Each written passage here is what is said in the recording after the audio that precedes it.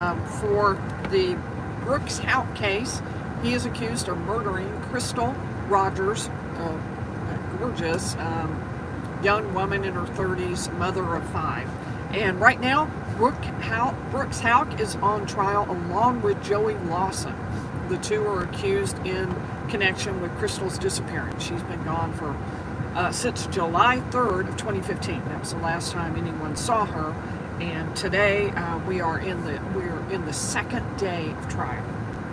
So I just want to give you a quick update and kind of let you know where things stand. Right now on the stand is probably the most critical witness for the defense, and that's for a couple of reasons. It is Lieutenant Snow, a detective.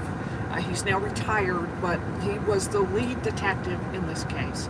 And the lead detective, he was involved in everything, and he repeatedly interviewed Brooks Houck. So that's super important because that's how the Commonwealth of Kentucky is getting in the information about the interviews and a lot of the information related to their investigation. So he's been important for that reason for the Commonwealth. A lot of evidence came in through Detective Snow.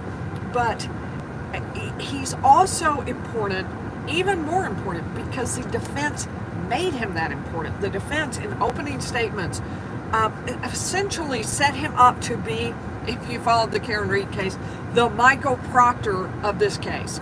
And so they are going to have to bring that in order to convince people. I mean, they set him up as the boogeyman, the guy who went after Brooks Houck, who took down Brooks Houck along with an overeager prosecutor who set out to destroy Brooks Houck without a lot of reason and without a lot of evidence. And so what we've heard so far is a lot of evidence from him, and we have not heard anything yet about this big defense that would suggest he was biased.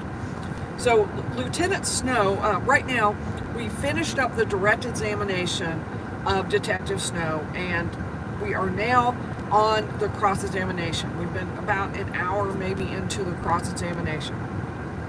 So far, what we've heard is that with the for the defense, they're really stressing how much Brooks Houck tried to cooperate, how he did everything he could. Every time they wanted to interview him, he came down. He was suspicious of the police, that they were going to try to manipulate his words. So he did things like tape everything they did, make copies. And so I'll get into that tonight. We'll go into a little more detail. I'm just going to give you a quick rundown of kind of where we stand, and then tonight I'll unpack everything that happened during the day. You don't want to miss that. Be sure to turn your notifications on. I don't know exactly what time I'll go live. I aim for about 7 o'clock Central Time, but with hotel Wi-Fi, I don't always get that right. But that's my general goal and aim. So talking about what happened today, Detective Snow was the one who interviewed Brooks Houck, and the defense says, look, you did all this investigation for 4 years, and then you turned it over to the FBI, and they investigated for another 1.5 years. And all of this time, everybody talked to witnesses, and they did this and that. They excavated, they did search warrants, they did everything, and no one was charged. So why suddenly, years later, is Brooks Houck being charged? And that's a big part of the defense. As far as what the Commonwealth got in through him, there's some super interesting and important information around Crystal's phone.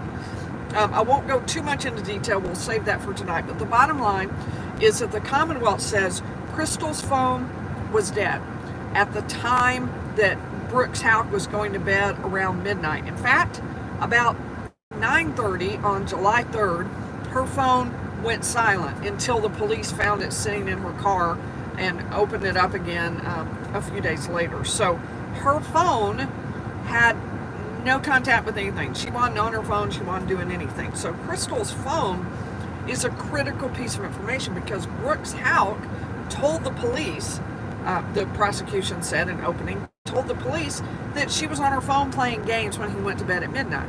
So if her phone is dead, How was she on her phone playing games? That's the argument that they're making.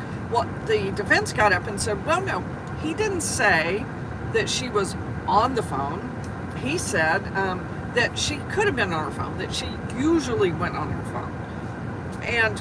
But we have heard a lot of testimony today, and there's been some doubt cast on that, where Brooks Houck told a couple of people, and it's recorded, yeah, she was on her phone that night. So we're getting into that as well, along with what we're hearing from the defense about how cooperative Brooks Houck was. So we're still in the middle of that. I expect a lot more to happen. So don't forget, don't miss tonight. You'll get a full rundown of everything that is going on in the courtroom, and I will look forward to seeing you then. We'll do questions then too. We won't do questions now, but we'll do it then. Talk to you then.